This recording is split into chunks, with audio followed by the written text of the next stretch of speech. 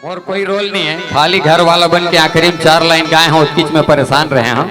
आवाज जबरदस्ती अंतरा बना गाए हो, तेकर बर क्षमा करू, बने लागे झन लागे। आधल ये गाय है पूरल तो एको कन हमू निगा बुझी।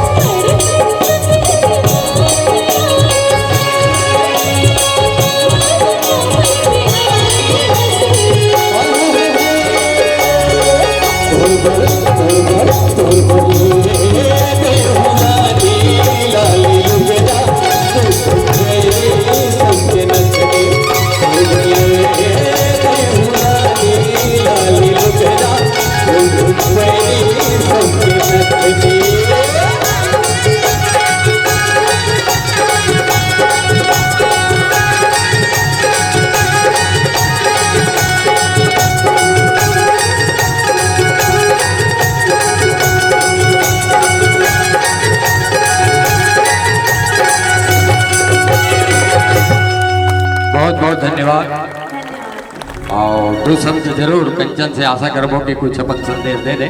और चूंकि गीत में तो मोर चारे लाइन रही से यही मोल तारे है, ये सब पता है, मोर कोई रोल नहीं है, खाली घर वाला बन के आखिरी में 4 लाइन गाए हैं, उसकीच में परेशान रहे हैं। और आशीर्वाद मोला विवेक भैया से मिले है विशेष। आवाज जबरदस्ती अंतरा बना गाए होते कर बर क्षमा करू बने लागे झन लागे आधल ये गाय है पूरल तो एको कन हमू निका बुझी। तो आज शौक पूरा हो गए, आप सब ला धन्यवाद। हम ला जगह मिल गई थी बहुत है और हम हिस्सा है कर जो कार्यक्रम आज 7 दिवसीय आयोजन हम करे रहे तेकर हम हिस्सा हैं, वो हम सौभाग्यशाली हैं। आप सब ला धन्यवाद।